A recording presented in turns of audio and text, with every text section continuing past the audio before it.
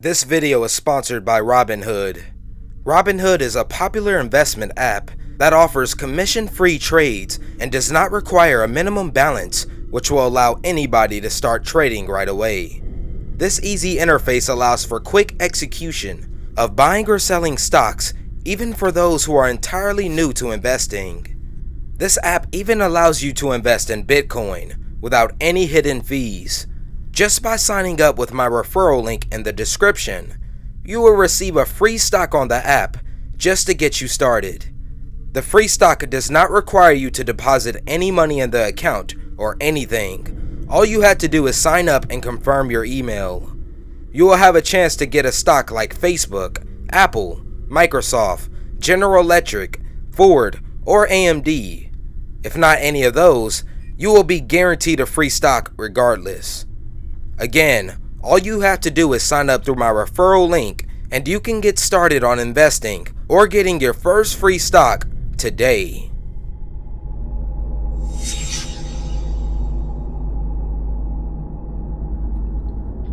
Three Uber taxi ride horror stories. Story number 1. Rapist taxi driver forces drugs on me and tries to stalk me, by DRYERFRESHSOCKS. I'm a petite 24-year-old female from the mainland of the US, but this story takes place when I was 19 and living in Oahu, Hawaii. Now, the area I lived in was really ghetto, and being half white, half Guamanian, but light-skinned, I was the closest thing to a white person in the entire city I lived in.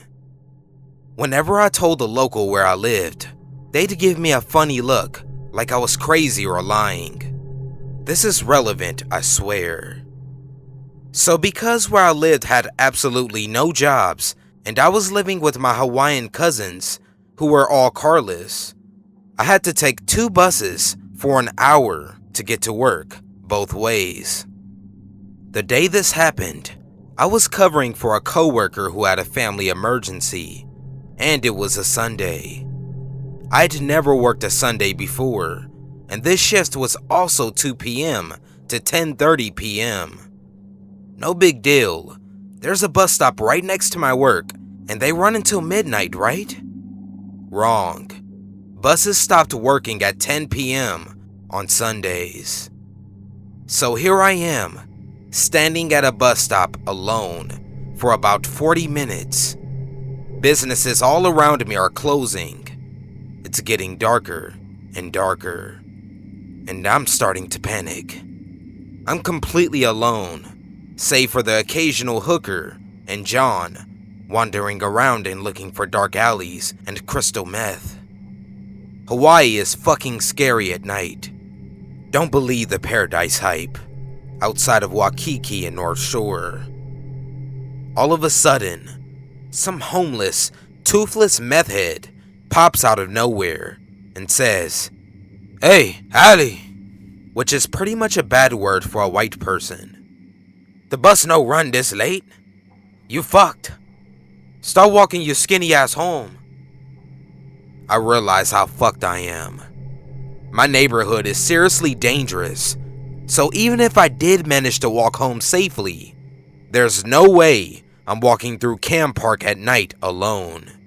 It just isn't happening. I open my purse and check my wallet and find out that one of my cousins has indeed borrowed my last 50 bucks, but it was nice enough to leave me enough for the bus that isn't coming.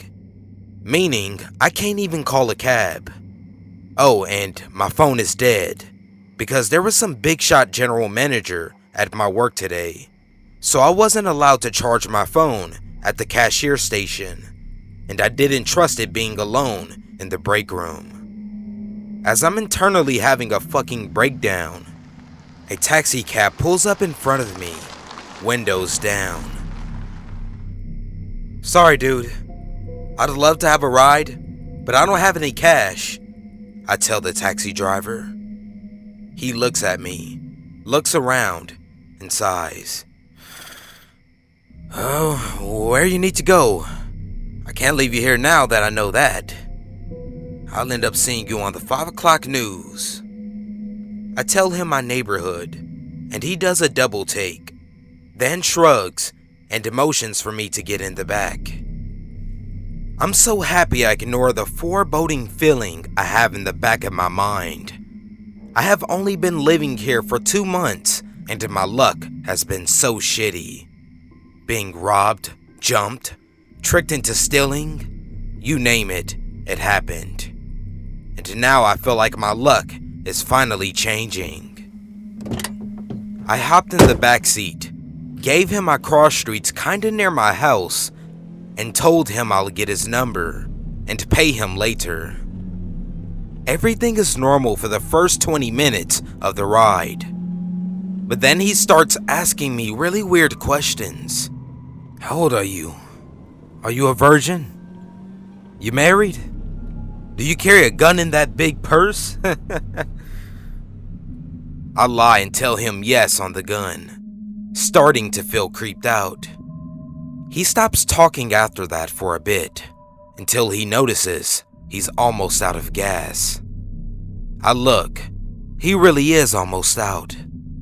So we pull up to a gas station, but instead of parking next to a pump, he parks behind the building, near a dumpster, and says, I'm going to pay for my gas and have a snack. Then I'll take you back. I start to say something about needing to get home, and he cuts me off. You're riding for free. Let me eat my fucking snack. I'm like, oh, okay, and consider bolting when he comes back. But I have no idea where we are or how to get home. So instead, when he leaves, I reach into the front and unlock all the doors just in case. It was an older model car, so I knew they'd stay unlocked unless he manually locked them again. So then he comes back, empty-handed, with no snack. And all I can think is, fuck, am I the snack? Fuck. He gets in the front seat, opens the middle console, and pulls out a fucking meth pipe, a baggie of meth, a weed pipe, some weed, and a lighter. Let me have my snack, and then we can go. He packs the meth pipe, takes a few hits, and blows it at me. Then he starts passing it to me. I'm good for right now, thanks. He looks pissed, but puts it down and grabs the weed pipe, and repeats the process. I'm like 2 seconds from bolting when he throws the car in reverse and leaves without pumping any gas. Now holding the method pipe again and taking occasional hits. What the fuck? I'm freaking out. This dude is driving like 70 miles per hour in a 30 lane, high as a fucking kite. But then, the scenery starts to look familiar. I realize we're like 5 minutes away from my house. I look over. Doors are still unlocked. Gotta think fast. His hands is slowly reaching for my knee, and he's looking right at me, not at the road. And he's moaning like my thigh is giving him the world's best orgasm. We're gonna have fun tonight, baby. I'll teach you how to take a dig. I tell him I'm not interested, and he just laughs. Your phone is dead. Who you gonna call? Ghostbusters? We're in Kalihi, girl. His hand is still on my leg, and he takes a left, away from the street I live on. I realize how fucked I am, but I'm oddly calm. I change my tactics. You know, problem is, if I don't check in, they'll come looking for me. I'm down to party, but I gotta check in first. I'm a little white girl, and if I don't come home, they'll go check my work, and my coworkers saw me leave with you. I don't want to get you in trouble. You know how white people are. I'm counting on the fact that he doesn't know that my family isn't white. I'm counting on the fact that he's high enough to not know I'm lying, and I'm counting on the fact that he didn't see that all my coworkers were gone. He gives me a weird look, then hands me the method pipe. Okay, Hallie girl, let's party. I hold the pipe up to my lips, wait for him to look towards the road and emulate what I saw him doing, turning it side to side while lighting it. I produce a tiny bit of smoke, don't inhale, and immediately blow it out, hoping to God I don't get high, and I never have to explain why there's meth in my system if I do get high. You're fucking burning it! He gets pissed and grabs the pipe from me. Wasting my fucking dinner. I'll show you how to do it right. He takes a hard right and realizes he's headed for the cross streets I told him. My vision is a little fucked. Everything seems too bright, and my adrenaline starts to feel almost euphoric. Fuck, am I high? Fuck.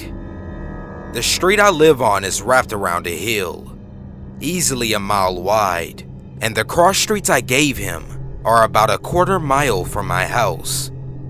As we get close to the cross streets, he slows down, asking me what house it is. I lie and say I can't tell, and asked if he could slow down. It's so dark, and I just moved there, and all the houses look the same, plus I was high. He obliges and slows down to 5 miles per hour, and I make a break for it, swinging the door open and jumping out of the still moving car. I feel like I'm fucking flying as I hit the dirt of the sidewalk and crab walk until I get to my feet. Then I break out in a run. I probably looked like a fucking lunatic, arms going everywhere, but I didn't care at all, nor did I bother looking back. The oldest cousin I lived with was 39, male, and built like a fucking Samoan. If I could just get to my house, everything would be okay. That was all I could think. Plus, because he turned, we had actually passed my house, so he would have to drive to the next driveway and turn around, because it was a narrow street. Plus, he was at the bottom of the hill, so he wouldn't be able to see which house I was in. I didn't see the headlights, so I figured that was a good sign. Finally, I ran into my front yard, unlocked the front door, relocked it, and slid down to the floor, a shaking, crying mess. I went to the front window and peeked out. No one on the street. No cabbie. Nothing. I was safe, I thought. I ended up not telling anyone what happened because I always got the same lecture when something bad happened to me. You were acting like some stupid little college white girl. If you were smarter, yada yada yada. But everything seemed okay. I started working day shifts only, avoided being alone or ever at that bus stop. Life went on. About a week later, I noticed a black car with tinted windows parked a few houses down from my house. Figured it was a neighbor's friend and brushed it off. Only, it was there the next day too, and the next, and the next. I finally asked one of my cousin's sons, who was about 17 years old, if he'd seen it. He said it showed up around 6 o'clock every day, which is usually the time I would get home from work. I started freaking out. Finally, I broke down and told my giant cousin what happened. Surprisingly, he didn't lecture me. He only felt bad that I felt that I couldn't come to him for support and apologized for writing me so hard about being from the mainland. And he said he'd deal with the black car. The next day, My cousin's son picked me up from the bus stop near the house on his moped. We noticed a black car following us, but acted like we didn't. We pulled up to the house, and as soon as the black car parked, out came my Samoan-built, muscle-bound cousin with a metal baseball bat, taking practice swings as he approached the car. It reversed halfway down the street, hit a fence, jumped a curb, turned around in the front yard, and was never seen again. Story number 2. My Uber driver is creeping me out, by SEYEAIRUH.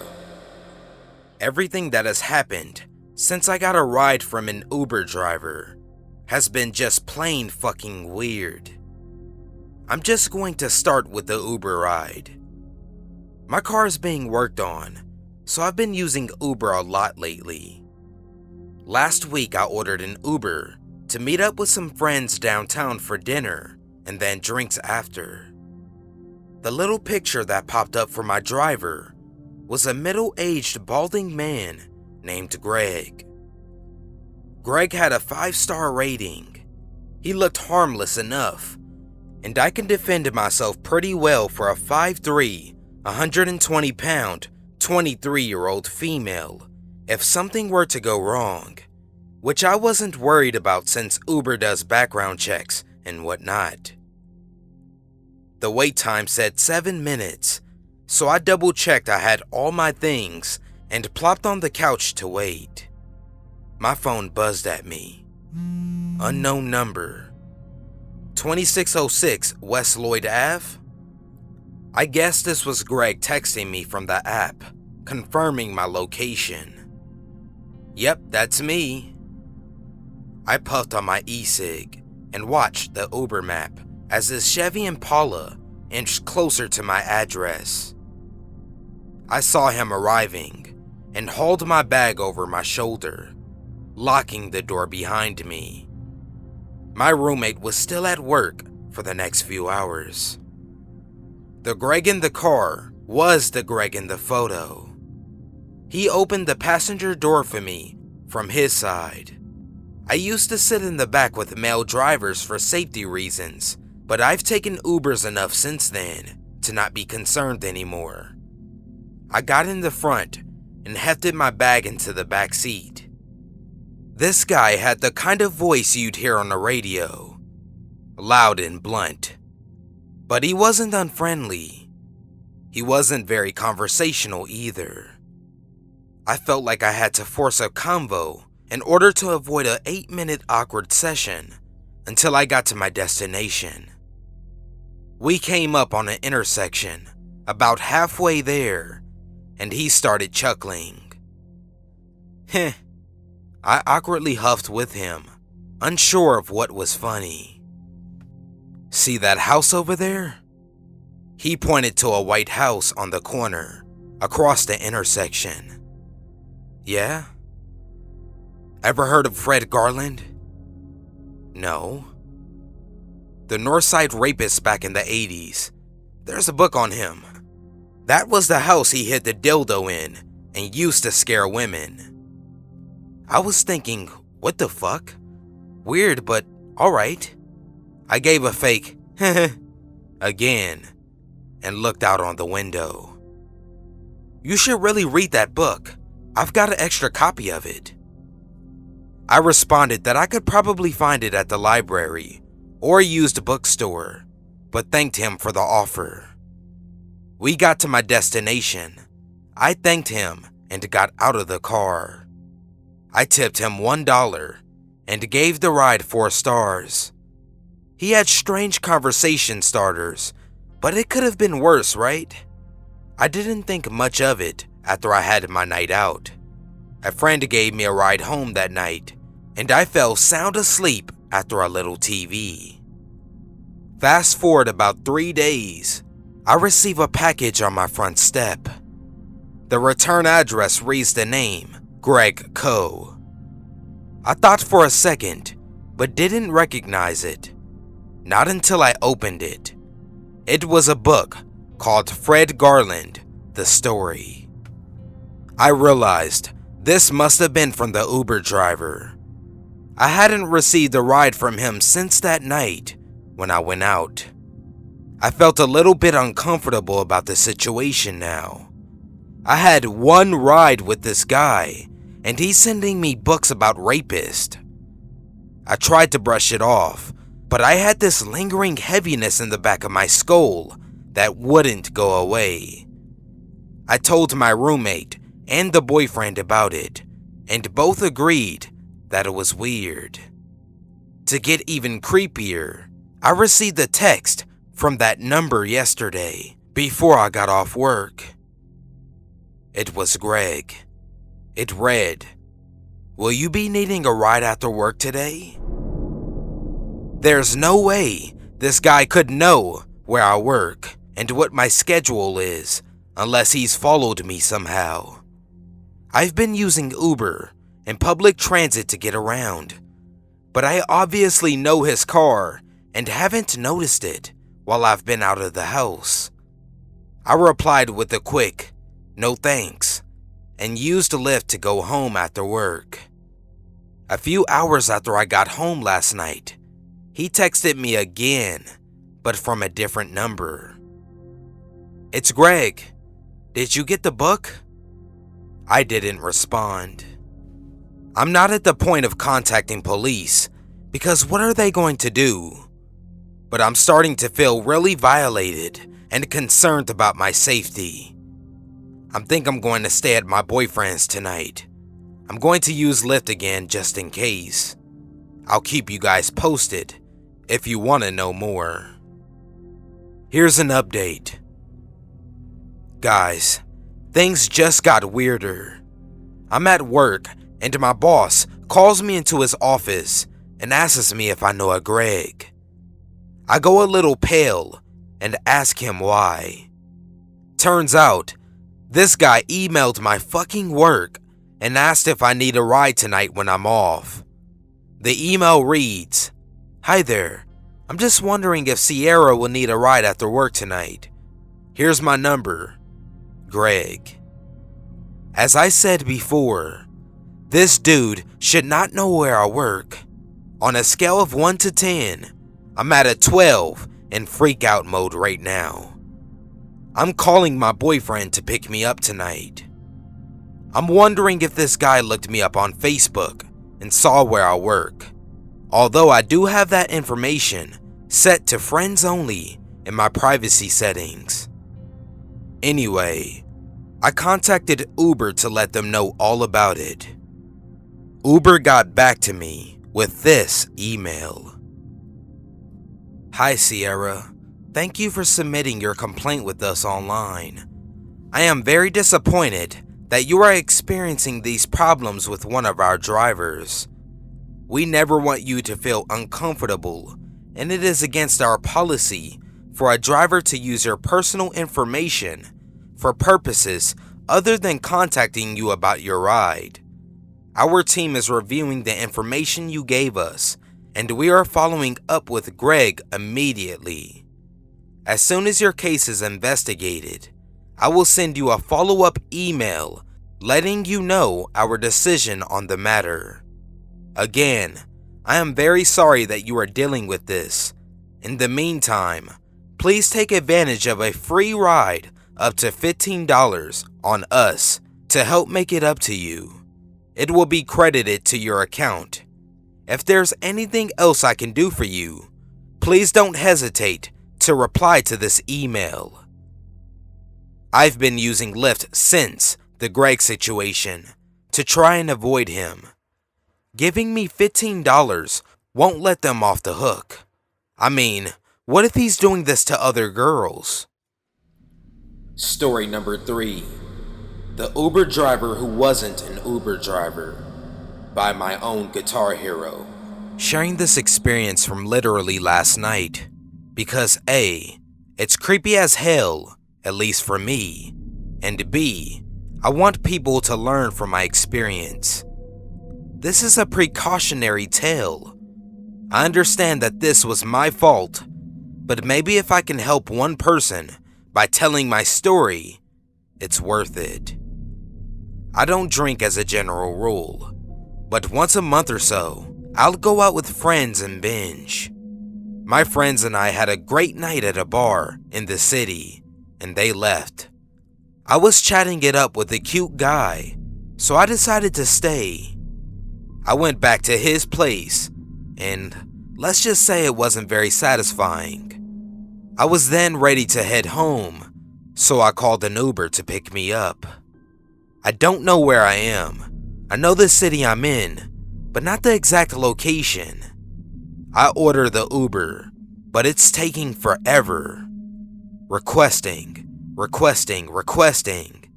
So I cancel it and try again. Pretty soon a car pulls up. I drunkenly mumble something like this. Is this Uber? And I hop in. Mistake. Ubers apparently are supposed to have some kind of marking on the vehicle. The guy pulls away and starts driving.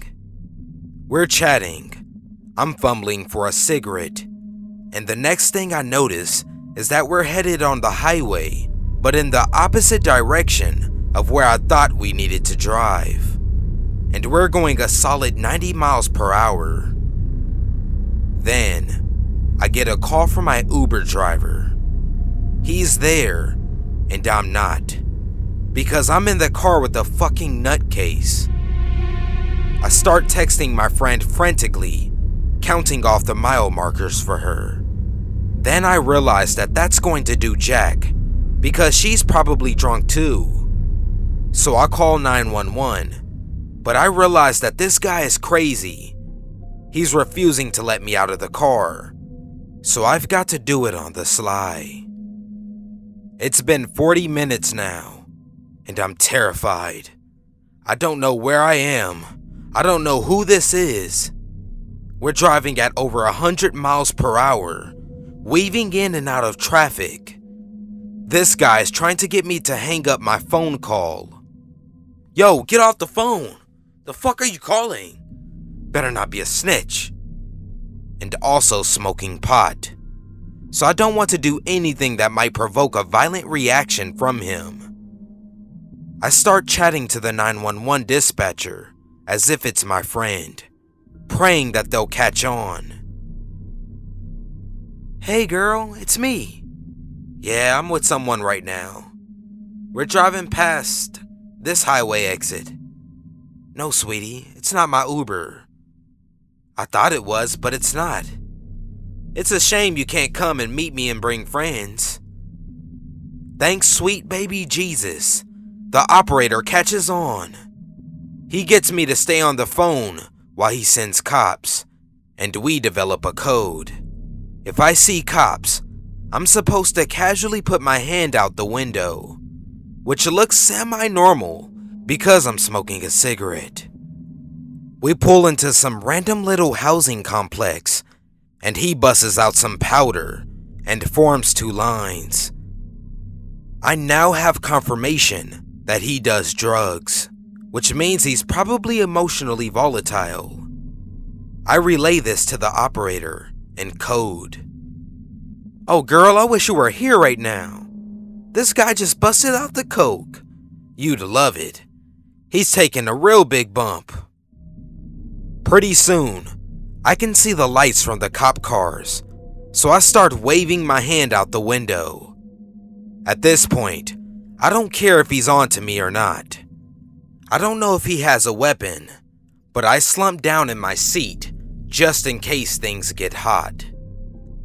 The cop surrounds us, gets him out of the car, and then, once it's safe, they extricate me as well. They whisk me to the hospital for a drug test and evaluation, and that's where my story ends. On my way to the hospital, as I'm explaining this all to the officer, I find out that of the guy's 40-ish years on this earth, he's been in federal prison for 30 of them for violent offenses. I want people to learn from my mistakes, and if nothing else, call 911 and stay on the line. Thanks for listening to this episode. For updates on new episodes, please follow my Snapchat at MaddMike Horror. I will send you a personalized message every time I upload a new episode. Please also follow my Instagram and Twitter at MaddMike Horror and my Facebook page at Mike Madsen if you want to send me any stories or just to say hello. Go check out MaddMike.com for all of my social media information. Please also support this channel at patreon.com/MaddMike so that you can join my exclusive fan base and have access to older episodes and exclusive short stories that will be made available on a weekly basis. Thanks for listening, and please share this episode with your friends.